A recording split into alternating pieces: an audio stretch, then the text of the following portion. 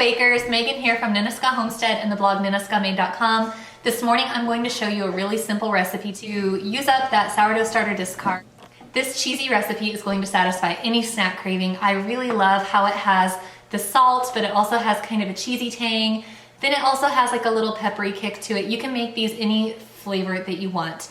Today I'm going for kind of a natural Cheez-It flavor because that's what my kids like, but you can also add anything but the bagel seasoning. You could add a lemon pepper grinder, an Italian grinder. You could use fresh herbs from your garden. If you're going to use fresh herbs instead of dried, I recommend using 1/4 of a cup instead of 2 tablespoons.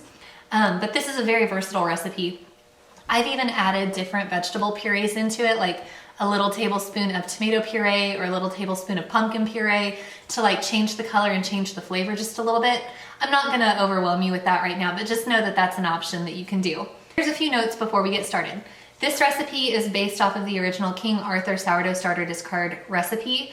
It's a really tried and true one. If you Google on Pinterest how to make sourdough starter discard crackers, you're gonna come up with this recipe because it's basically what everybody uses. It's also very customizable, which is what I've done today. I've kind of made it my own by adding a few things and using a different kind of flour. If you are new to sourdough baking and you want to learn a little bit more about the process, I have an entire blog post on my website that takes you from start to finish of how to make a sourdough starter, how to maintain your sourdough starter, how to bake a perfect loaf of bread, and then recipe ideas for using up your sourdough starter discard. Here's the ingredients that we're going to need to make these crackers.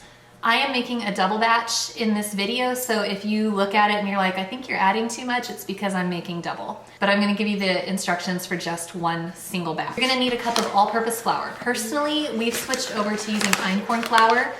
This did not happen quickly. If you've tried experimenting with different flours, most people who have a gluten sensitivity have like tried using all kinds of different flours, and it's really, really tough. You have to balance the flavor, the texture, the different flours that they're using in the blend to try to compensate for the wheat flour, and it can just kind of be a hot mess. But what I have found is jovial einkorn all-purpose flour has a really nice soft texture, just like all-purpose flour. It has a good flavor and it holds water well, similar to all-purpose flour. So for my baking, that's kind of a one-to-one transition that I can use to kind of help with some of our gluten issues that we have. Now, einkorn does contain gluten, but it's an ancient grain, so it's a different kind than what conventional wheat has today. You're also going to need 1 cup of unfed sourdough starter. You can measure this in a cup, which I know is kind of taboo for making sourdough, but you can also weigh it out if you want to. It's 227 grams, but for this recipe, since it's so forgiving, I would just, use a regular 1 cup measuring cup. You're also gonna need 4 tablespoons of melted butter. If you don't want to melt it, you can soften it to room temperature, but the trick is you want it to really incorporate into this dough. Otherwise, it's going to like leave little chunky pieces of butter, and then other parts of it aren't going to have any butter, and then your crackers aren't going to have a consistent texture. I'm going to add 1 to 2 tablespoons of my desired seasonings. Today I'm adding salt, pepper, garlic powder, and everything but the bagel seasoning. Yesterday I did this with lemon pepper and it was amazing. You can really get creative here. You can use Italian, you can use whatever seasonings that you like. If you substitute fresh herbs for this, use 1/4 a cup of finely chopped fresh herbs instead of the 1 to 2 tablespoons of seasoning. I'm also adding a tablespoon of nutritional yeast. Nutritional yeast is simply some little flaky powder that helps to boost the savory cheesiness of the dish. Another thing that I use nutritional yeast for is if I'm trying to fake having like a dairy cheese in a dish. For example, sometimes I make cashew cream cheese and it's basically like Velveeta is kind of what I would compare it to. But instead of using dairy, I use cashews and lemon juice, and then I add nutritional yeast, and that's what gives it the cheesy taste. So that's what makes these crackers taste a little bit more like a Cheez-It. We're also going to need 1/2 teaspoon of garlic powder. If you don't like garlic powder, omit this. I kind of like the flavor. And then we're going to need olive oil for drizzling and coarse salt and ground pepper. So here's how we're going to make the crackers. We are going to need a medium-sized mixing bowl, and to that we are going to combine the flour, sourdough starter, butter, seasonings, nutritional yeast, garlic powder, and optional salt. I included salt on here because some seasoning blends don't contain salt, and if yours doesn't, like if you're just using straight Italian seasonings, go ahead and add salt, otherwise, it just won't have enough salt in it. But for example, I used lemon pepper yesterday and it had a ton of salt in it, so I didn't want to add any extra salt. We're going to need olive oil for drizzling. In a medium-sized bowl, we're going to combine the flour, sourdough starter, butter, seasonings, nutritional yeast, garlic powder. If you want it, it's optional. and salt, which is also optional if your seasoning blend does not contain salt already. I'm going to start by using a spatula to mix this all together. It's very sticky and messy in the beginning, but then it's going to start to get really uniform as the ingredients blend. It's a very soft and pliable dough. Think Play-Doh. Now I'm going to flatten it into a ball, and then I'm going to form the ball into a rectangular disc.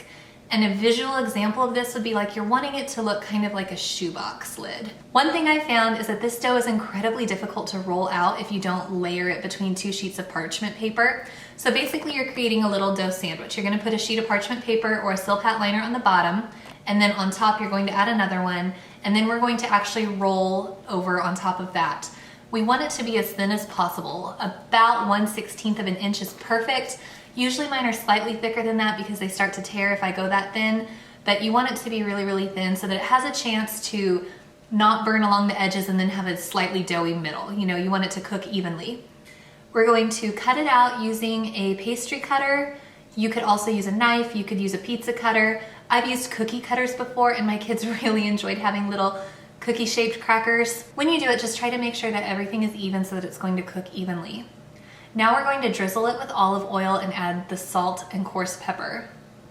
You're gonna notice that I skipped that part in this recipe because I am actually out of olive oil, but I did have an olive oil cooking spray. So right before they went in the oven, I went ahead and sprayed them with cooking spray. So now we're gonna preheat the oven to 350 degrees. One variation that I wanna share with you is that if you want your dough to do a longer fermentation, because right now this dough is technically sourdough, but it hasn't actually been properly fermented. The gluten in the flour has not been broken down and everything is basically just like freshly mixed together. What you can do is you can make your little disc shape, wrap it in parchment paper, and then you can put it in the refrigerator anywhere from 30 minutes to a day. Once it's fermented, as long as you want it to ferment, you take it back out of the refrigerator, let it sit at room temperature for 30 minutes, and then you continue on with the steps of rolling it out, cutting it, and then baking it. We're gonna bake our crackers at 350 degrees for 25 to 30 minutes. I want everything to have just a really uniform done color. If you look really close at these, you can tell that the top kind of has like a flaky appearance. After they come out of the oven, I immediately take them off the cookie sheet and transfer them to a cooling rack. I don't leave the parchment paper under them because I don't want the bottoms to have any moisture resting against them because nobody wants a soggy cracker. Once they're fully cooled, you're probably going to eat them immediately, but if you don't, put them in an airtight glass container like a mason jar, and you can keep them on your counter for 2 to 3 days. They do tend to go stale pretty fast because they have no preservatives in them. If you love making sourdough, check out my blog. I've got a lot of recipes. I have a no-knead sourdough loaf that's really delicious. I also have several starter discard recipes. I love, love, love making sourdough starter discard crepes. They are phenomenal. I also really like making a coffee cake. You can use it to make a pizza crust if you like a deep dish Chicago-style pizza. There's all kinds of things that you can do with your discard. Hop over to my blog, nenaskamaid.com, to get some more ideas. And also, that's where I'm going to have the full recipe. So if you want any extra, tips or visual pictures to look at, it's all gonna be found on the blog. I hope that you enjoyed this. I hope you make the crackers, and if you do, please tag me in your post. Either send me a message on Instagram at Nenaska Homestead or leave a comment on my blog or here on YouTube. I love, love, love seeing what you guys have done with my recipes, and it's always fun to connect with other people who love sourdough. All right, guys, I'm gonna go eat some crackers. I hope you have a wonderful day.